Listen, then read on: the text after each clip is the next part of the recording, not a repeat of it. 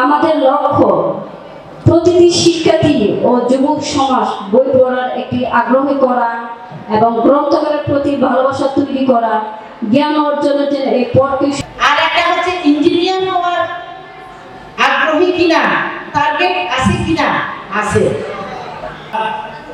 গাড়ির যুগের নাই, ঠেলা গাড়ির যুগ নাই, এখন মানুষ চলতেছে রকেটে করে।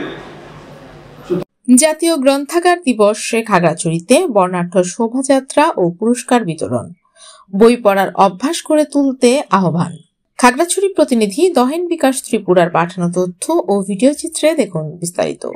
জাতীয় গ্রন্থাগার দিবস 2025 উপলক্ষে খাগড়াছড়িতে পার্বত্য জেলা পরিষদ ও জেলা সরকারি গ্রন্থাগারের যৌথ আয়োজনে অনুষ্ঠিত হয়েছে বর্ণাঢ্য শোভাযাত্রা, আলোচনা সভা ও পুরস্কার বিতরণ অনুষ্ঠান।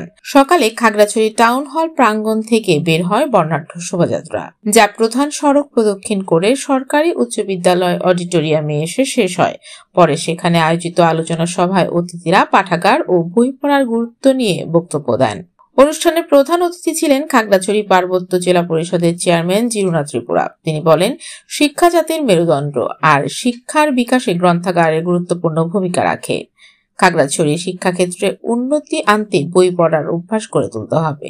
অনুষ্ঠানে বিশেষ অতিথি হিসেবে উপস্থিত ছিলেন অতিরিক্ত জেলা প্রশাসক রুমানা আক্তার, অতিরিক্ত পুলিশ সুপার মোহাম্মদ তফিকুল আলম, পার্বত্য জেলা পরিষদের সদস্য প্রশান্ত কুমার ত্রিপুরা, সরকারি কলেজের প্রাক্তন সহযোগী অধ্যাপক মধুমঙ্গল চাকমা এবং খাগড়াছড়ি সরকারি উচ্চ বিদ্যালয়ের প্রধান শিক্ষক মোহাম্মদ আবুল কালাম আজাদ। আলোচনা সভা শেষে জেলা সরকারি গ্রন্থাগার কর্তৃক নিবন্ধিত শ্রেষ্ঠ 3টি বেসরকারি পাঠাগার ও বিভিন্ন প্রতিযোগিতায় বিজয়ীদের হাতে সনদপত্র ও পুরস্কার তুলে দেন অতিথিরা।